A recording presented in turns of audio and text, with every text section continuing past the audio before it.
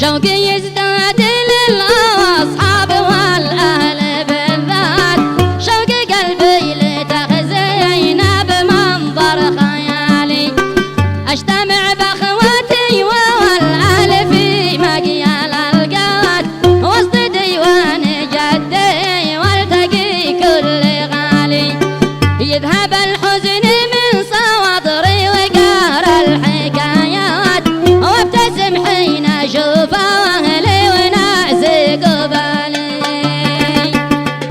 قال علي حروف الشوق فوق المغيرات، من هوى الأرض نسري في سواد الليالي، لليمن قبلة أجدادي ودار البطولات، ذيب أهلي وناسي والصحب والغوالي، فيني الشوق يقطع طائلات المسافات، رغم شغلي في الغربة وكثر انشغالي، شوقي يزداد للأصحاب والأهل بالذات، شوق قلبي لتخزينه بمنظر خيالي، أجتمع بأخوتي والأهل في مقيال القات، وسط ديوان جدي والتقي كل غالي، يذهب الحزن من صدري وقهر الحكايات، وابتسم حين أشوف أهلي وناسي قبالي.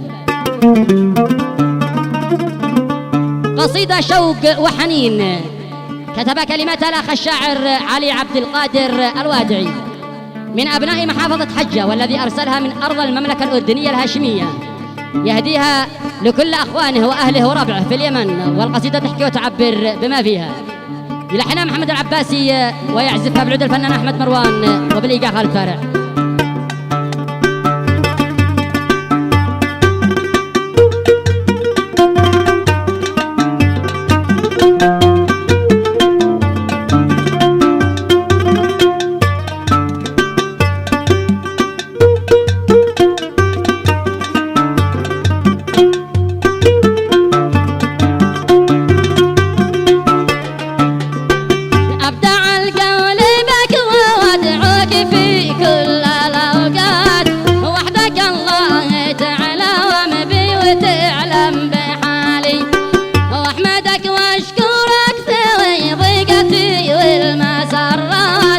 كاشف الهم يا عوالي على كل عالي، ما سواك انت رب وصانع المستحيلات، والموالي لمن في تحت عرشك موالي.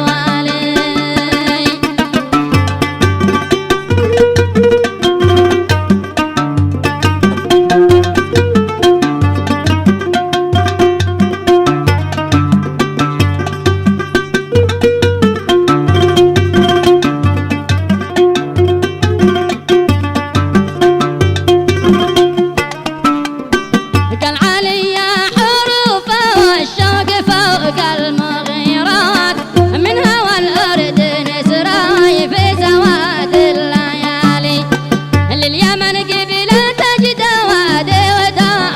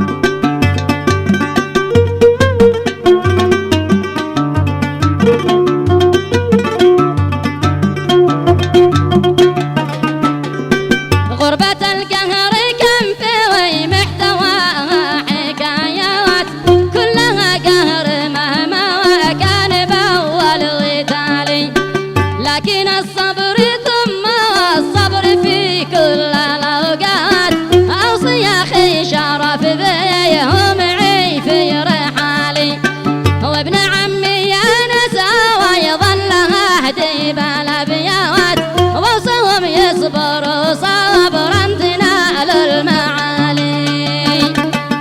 الصبر حكمة.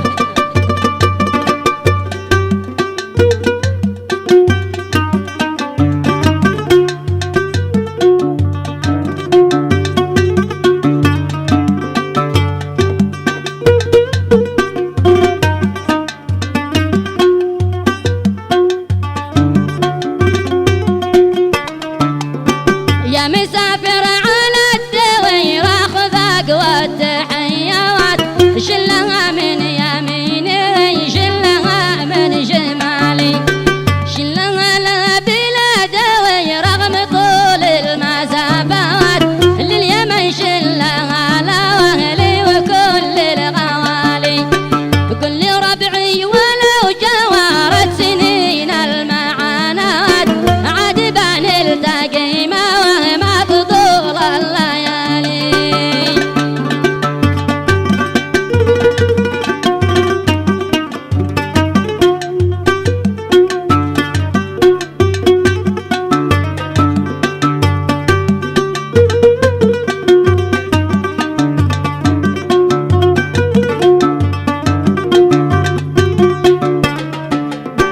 لاخواتي كلهم بوهدي تحياتي بالذات، وهدي العم حماد شيخ كل الرجال، محزمي مثل بيلي والنايبة والمهمات، وكامل أعمامي اللي ذي لهم قدر عالي، محزم الظهر ربعي وعاليين المقامات، لبت الحرب ذي بالنايبة ما تبالي.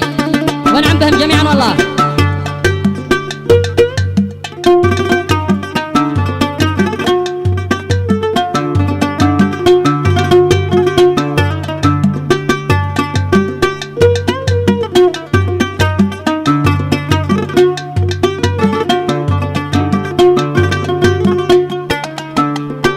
لا رجال ودع كوامل أرسل تحيات، لبت حزوتي قوم رجال الرجال، لا رفاقي مع أصحابي أرسل بباقات، ودي أزكى سلام الأخوال كل العيال، والختام الصلاة صليت في كل الأوقات، عن نبي التقي ما في فوج الشمال، عن نبي التقي ما في فوج الشمال.